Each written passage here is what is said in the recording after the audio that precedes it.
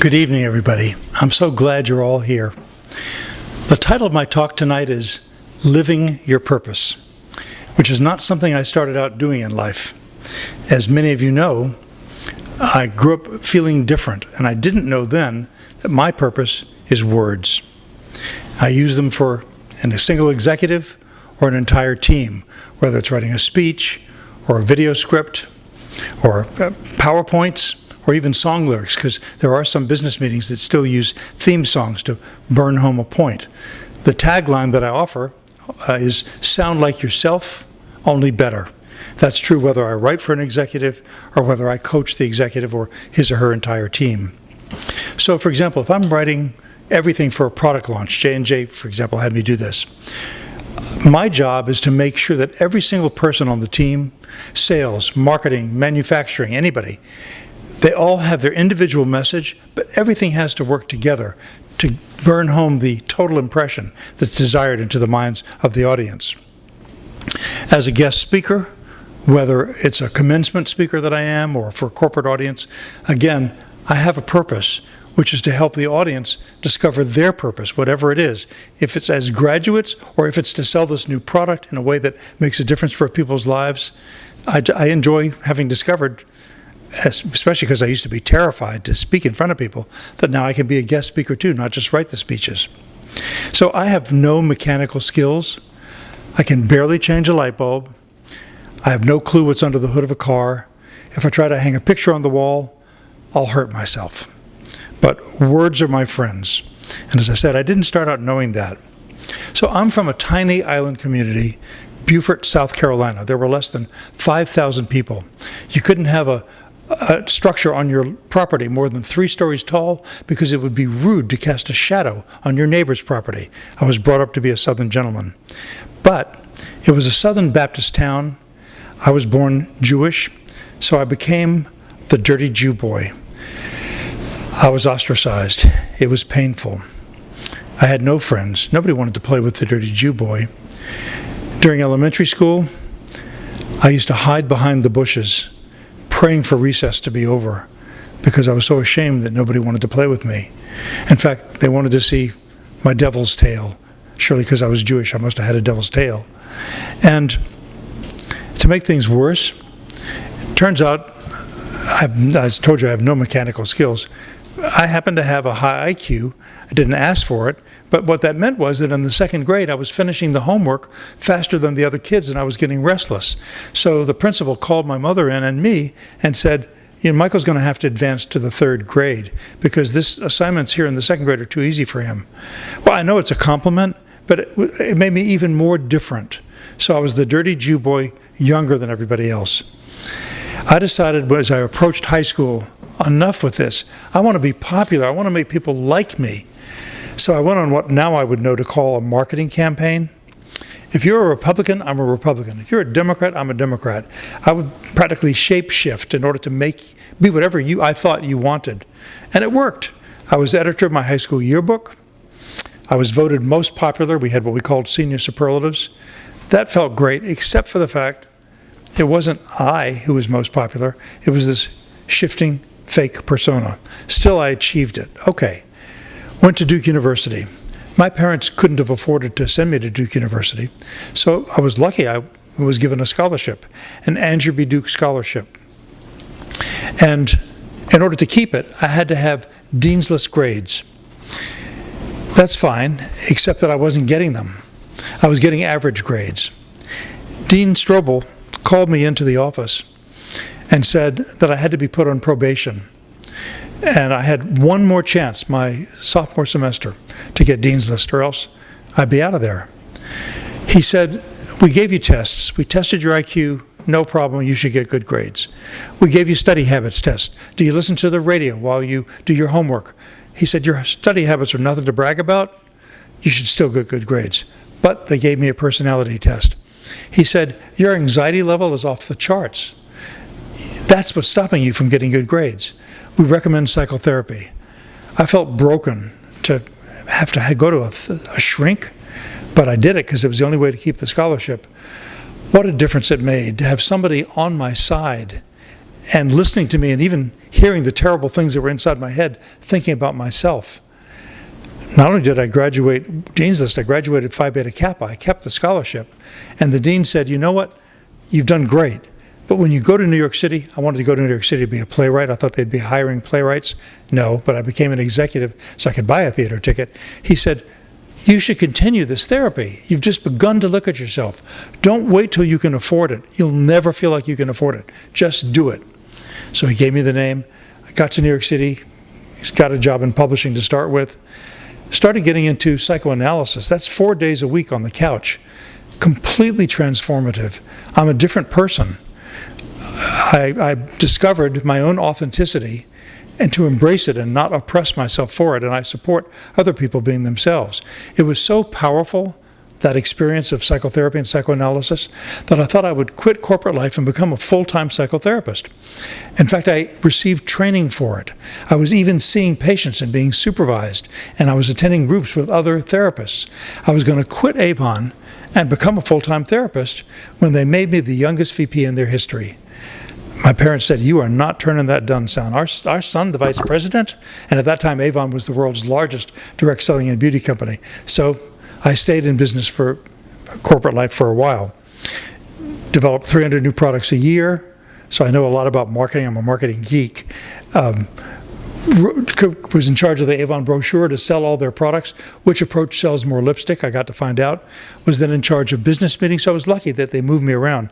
I did a lot of different things that helped me today, helping clients. But eventually I realized I'd gotten as much as I could, and I did the bravest thing out of corporate life. I did the bravest thing I'd ever done as an adult and quit.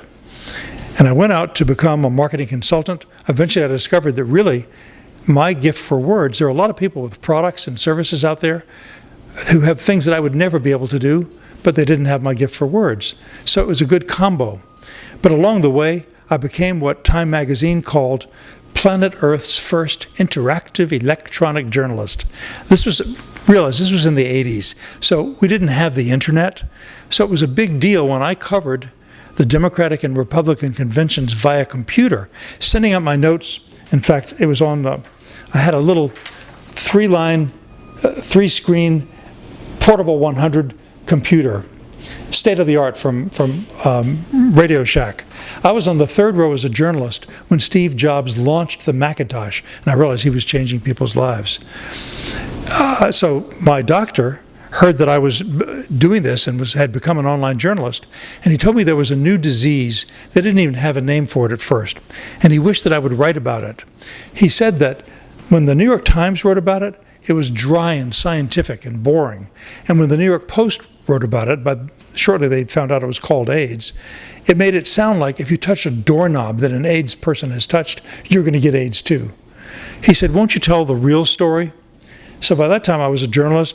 People who were my readers online helped me get interviews. I went to Paris, I went to San Francisco, went to Iowa, and eventually it became a book, Chronicle the Human Side of AIDS. And Roche Pharmaceutical Company bought thousands of copies for infectious disease specialists because, remember, people didn't understand the disease. So the book helped educate them so that they wouldn't be afraid of AIDS patients and would know what to do about it. Tonight, as a matter of fact, we're celebrating a charity that's related to AIDS. It's called Broadway Cares Equity Fights AIDS. And in terms of living one's purpose, these are beautiful people who make a difference every day with what they do. And not just for people with AIDS. They do a lot for women who have tremendous needs and indigent people and food deliveries and so on. It's a beautiful charity. Every penny of the books that you're buying tonight goes to this charity, Broadway Cares Equity Fights AIDS. They're living their purpose. I want to talk about the Change Book series. I'm going to be signing volume 16. My first chapter, though, was in volume 8. That was in 2015. This series is founded by two publishers, Britt and Jim Lutes, who are also motivational speakers and personal consultants. They care, too, about empowering people. So I don't know how they heard of me, but in 2015 they approached me and said, would you contribute a chapter? The idea of the series is that experts share their expertise. So I wrote a chapter, The Power of Authenticity, about giving speeches. I bought copies of the books, gave them to all my doormen. One of my doormen came up to me and thanked me so profoundly for the book. And I was touched but surprised. I didn't know he would care so much about giving a speech. It wasn't my chapter. He said another chapter in the same book had helped him conquer his alcoholism. I was so glad that I had given him copies of the book. So I'm going to tell you some examples of these people who are living their purpose, these change co-authors as we're called. I know each one of them personally. So in volume 14, for example, John Mcdonnell, this is a tremendous guy. He is a global branding and marketing expert in the beverage alcohol field. He may be the best in the world for all I know. I wouldn't be surprised. And one reason why, he travels to 145 countries. It fatigues me just to think, oh, I'm going to go to London and Paris. I'm going to have to change planes. 145 countries. But think about what the perspective that gives him. He's achieving global wisdom, really, I would say, because he's able to compare cultures to see what we have in common, what are the differences. He's already become an author about it. He's written articles for Forbes. I know he's going to be writing a book combining these chapters. But in addition to that, he's a motivational speaker now. He shares his global wisdom with audiences, whether it's commencement addresses or business audiences. He shares global wisdom in a way that is right for the audience. So I'm impressed with the guy. He's just one of the co-authors I'm proud to be with. Deborah Crowe, a Canadian, she's in volume 4. Her purpose in life is helping women. She does this through self-care and counseling. And her chapter is called Life Balance, Seen Through the Eyes of a Renaissance Woman. She's a very special lady. Next, I want to talk about Chris Keaton. He's the guy who represents my songs in Nashville to artists like Tim McGraw. I consider him the best song plugger. That's the name of the profession in Nashville. And the title of his chapter is Lessons I Learned from My Music Industry Success. So he really talks about how his experience with music applies to life. Another co-author, Curtis Urbina, he's in volume 15. The name of his chapter is Playing to Heal. Now you remember Sandy Hook Elementary School, that tragedy. Curtis became a local hero that day, that terrible day. Many parents weren't able to go to the school. He went firsthand, and when there was news of the shooting. And he was able to call people and tell them, Emily's alive. I heard her laughing in the other classroom. But he also took upon himself, rather than have a stranger do it, when there was terrible news of somebody who'd been shot, that he called and told the news to the parent. He was praised and appreciated because of his caring. There was, as a matter of fact, you may know, there was a suicide of a Newtown parent this past month. So the repercussions linger. His chapter, Playing to Heal, shares ways to deal with pain. Another co-author, John Nuri. Cars are to him fine cars, what words are to me. And his title of his book is Live Your Passion to Love Your Life. So he's the founder of Octane Auctions, which from everything I can tell, if you're ever in the chance to purchase or sell a luxury car, a premier car, Octane Auctions is the place to do it. Probably the finest in the world for that. He's living his passion of automobiles. Tony Smith is here tonight. The title of his chapter is Following My Own Beat. He found out that his passion was music. When he was 9 months old, his older sisters were playing rock and roll. Little Tony, he couldn't even stand up yet, but he grabbed onto the top of a tabletop so he could wheel along with the music. And there was kind of a clue to the family. Our Tony likes music. As a matter of fact, the whole family went on to get his older siblings graduate degrees. Not Tony. As soon as he got out of high school, he knew he had to become a DJ, which he did. As a matter of fact, Billboard magazine has called him one of the top 10 DJs in the country. He's DJ'd at classic disco clubs. I'm sure you'll know some of the names if you're old enough to remember the disco era. Barefoot Boy, Xenon, Magique, The Palace, The Funhouse. And now, right now, every Thursday night, he has his own Classic Beats and Rhythms show on Sirius XM's radio station, Studio 54 channel. So he's found and is living his purpose. Dr. Richard Jeddak, a tremendous guy. Title of his chapter in volume 15 is Daring to Find New Solutions. So he's a surgeon. He volunteered during the war in Iraq, Battle of Fallujah, and he was challenged by someone on the plane over, bring home Americans alive. And he had to think, how am I going to do that? Because he writes about the battlefield in his chapter, how frightening it was. He's a doctor, not a warrior, but when he stepped out he found ways, innovative ways, to save lives. As a result of him, 30 Americans came home alive who otherwise would have been lost. So his title, Daring to Find New Solutions, is inspirational in that way. Now let me tell you of a few authors who are featured in the same book as the one where my chapter is tonight. Bill Holmes. He and I co-wrote a chapter in this book. He has his own chapter in the book. He's a healthcare executive, an author, and a motivational speaker. And his title is called How I Found the Value of Adjusting. So when Bill was just 13 years old, he had a throat infection and could not speak a word. Imagine being a boy trying to meet girls, deal with the awkwardness of adolescence, not being able to talk. In addition to that, later on he became blind in one eye. And yet, he's learned how to accept those realities, go around them, and win. He's a very successful and highly respected healthcare executive now. So his title, How I Learned the Value of Adjusting, is an inspiration. He gives speeches about this topic too. Russell Reich, very smart guy. This is a modern profession. He's an experiential marketing executive. His title of his chapter is How to Get Any Job You Want. He's got very smart tips about job hunting. Erin Mcdonnell, her purpose in life is really helping other people, counseling. She's a counselor, crisis interventionist. But she also shares what it was like for her. Here's her chapter title, Overcoming Eating Disorders and Depression. And the publishers of the series believe that her chapter is going to help a lot of young women deal with their own struggles. Two other co-authors in the book that I'm signing tonight. Jimmy Starr. His passion is social media. He is quite possibly the best social media expert in the world. In fact, the title of his chapter is Secrets of Social Media Success.